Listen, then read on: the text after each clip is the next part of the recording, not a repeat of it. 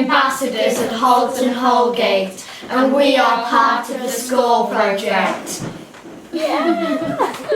SCoRE is a 4-year programme to deliver energy saving reductions in every school in the county. It makes up part of Lincolnshire County Council's carbon management plan and is a key part of being able to drive down carbon emissions in the county and save money on schools' energy bills. SCoRE has been funded by Children's Services through the DSG. It has been allocated £3.6 million over the 4 years and delivers 2 key areas of energy reduction in schools. One is looking specifically at behaviour change, and the second part is looking at boiler room improvements and how we can install technologies to help reduce energy consumption. We think about the ways in which using energy harms the environment, and we go through the greenhouse gas effect with them. So as part of the end of their session with their training day, we look at climate change and the impacts of climate change and how we can contribute towards that and how we can cut our carbon footprint. We feel as though we are empowering our future generation. The children that we're working with now are going to become our designers of the future. They're going to be the architects, they're going to be the energy engineers, they're going to design our flood management schemes. We need to get these children to think differently and to understand or believe that they can think differently and that they can change the status quo. The biggest change is the behaviour change of the pupils. And initially we thought that this project was about trying to make the buildings more environmentally friendly, which is great, but actually it's been a lot more than that because it's been pupil driven. From 2013 when we joined the project, the pupils actively took a lead in taking the readings, on actually carrying out an audit and looking at what we can do better. Every month or so, the eco team, me, Charlie and Paige, re-examine the sheet, which basically shows us how much electricity we're using and saving, and we can see where switch off day is, and that's basically where we don't use any electricity. We turn off all the lights, we don't charge the iPads or anything. April 2015, we got down to 972. Right, so it's coming down. We went down over 100, whatever you just said. Kilowatt hours. Yeah, perfect. In terms of the technology, having the solar panels, that brings in a whole new dynamic with data handling, because every child can access an app on the iPad that shows them what each panel is doing, the amount it's generating on a day, week, monthly basis, and this is making their mathematics work real, relevant, and totally accessible. We identified 2 key technologies that we could install in all schools. These were boiler load optimizers and boiler room insulation for the valves and the joints in the boiler rooms. Often you find that pipework in schools is quite well insulated, but it's the valves and the joints in between that are left exposed. We can have jackets made that fit those joints and valves specifically. The boiler load optimizers, they deal with a concept known as dry cycling, where a boiler can be firing without sending that heat around the heating system. It's just doing it to keep itself warm. We have 13 schools in Lincolnshire that are electrically heated. For example, Rawsby School. Rawsby have been taking part in the SCoRE programme but didn't have the boiler room improvements. So we have been trialling our electrically heated radiant heater panels, and these heats work by heating the objects and not the air in the room, and so therefore it's more effective than the electric storage heaters that they currently have.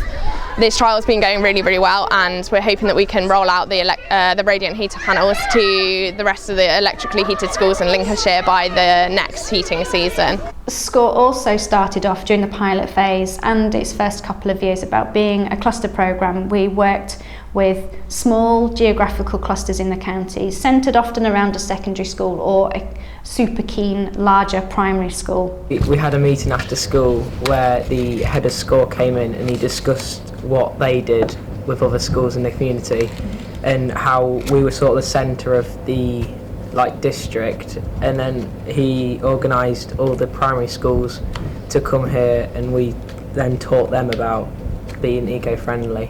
So I'm looking at a university in Edinburgh which actually does energy engineering. Okay. and it's then the pathway to wind farms.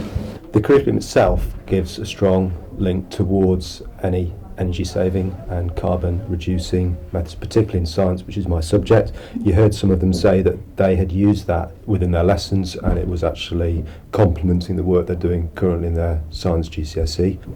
You know, if we were to go carbon neutral, for instance, you know, we do think that once the full system, for instance, of panels is working, there will be a period of time in the summer when we would expect to be usually virtually nothing because of the amount of sunshine, the number of hours that we've got, and the fact that most of the system is switched off, so there's a lot of electricity that will be generated. Before you came in, obviously the school was spending an awful lot of money on electricity and heating, to the point where it was causing quite a bit of a problem.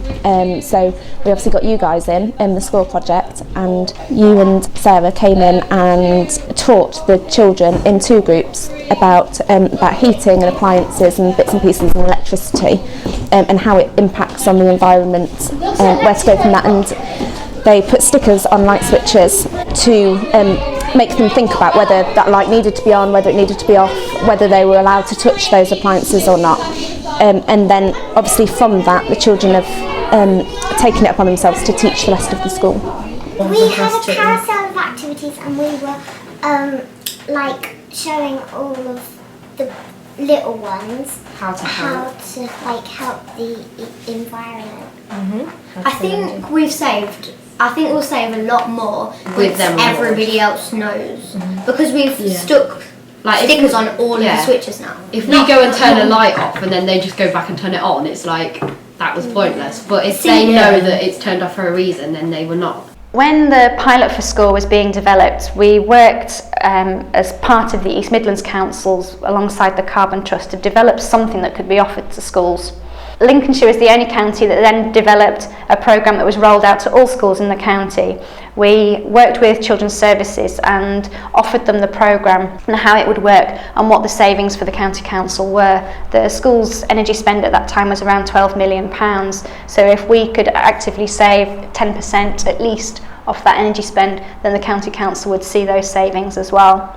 All of the other councils in the East Midlands who did develop a rollout programme to offer to their schools, it tended to be a paid-for provision that schools had to participate and pay money up front before their officers would engage with them on the whole programme. Lincolnshire didn't see that as being the right kind of approach for our schools in the county, so Children's Services allocated us money from the Dedicated Schools grant, and then we were able to offer a free service to all schools. All we needed was their time and their commitment.